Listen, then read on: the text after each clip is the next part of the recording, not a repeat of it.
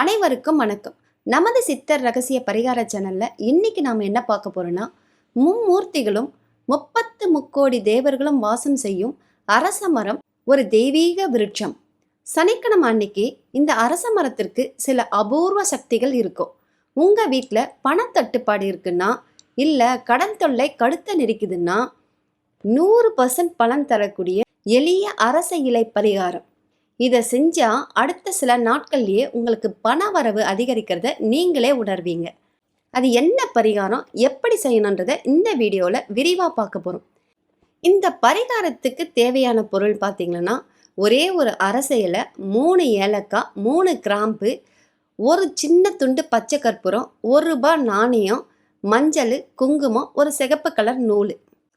இந்த பரிகாரத்துக்கு சனிக்கிழமை அன்னைக்கு மட்டுமே அரச மரத்திலிருந்து இலையை பறிக்கணும். மற்ற நாளில் கீழே விழுந்த இலையை தான் எடுக்கணும். ஒரு அழகான நுனிக்கிடியாத அரச இலையாக பார்த்து எடுத்துக்கோங்க.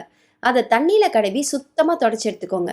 இது கூட 3 ஏலக்காய், 3 கிராம்பு, ஒரு சின்ன துண்டு பச்சை கற்பூரம், அப்புறம் ₹1 காயின், இது எல்லாத்தையும் ரெடி பண்ணி வச்சுக்கோங்க.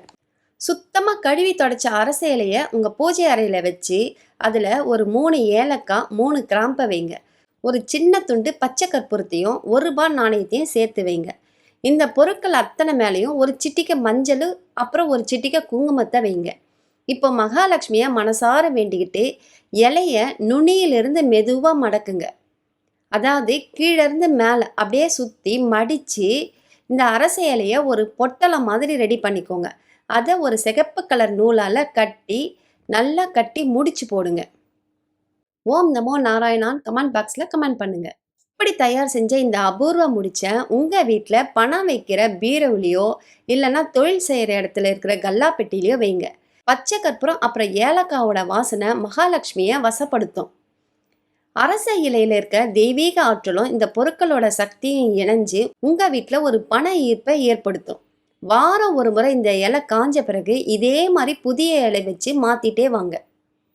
இப்படி நல்ல நம்பிக்கையோட சனிக்கிழமை அன்னைக்கு இந்த பரிகாரத்தை செய்யுங்க. உங்கள் வீட்டில் வறுமை நீங்கி செல்வ செழிப்பு உண்டாகும். இந்த தகவல் உங்களுக்கு பயனுள்ளதாக இருந்தால் லைக் பண்ணி ஷேர் பண்ணுங்கள். இது போன்ற மேலும் சித்த ரகசியங்களை தெரிஞ்சுக்க நம்ம சேனலை சப்ஸ்கிரைப் பண்ணுங்கள்.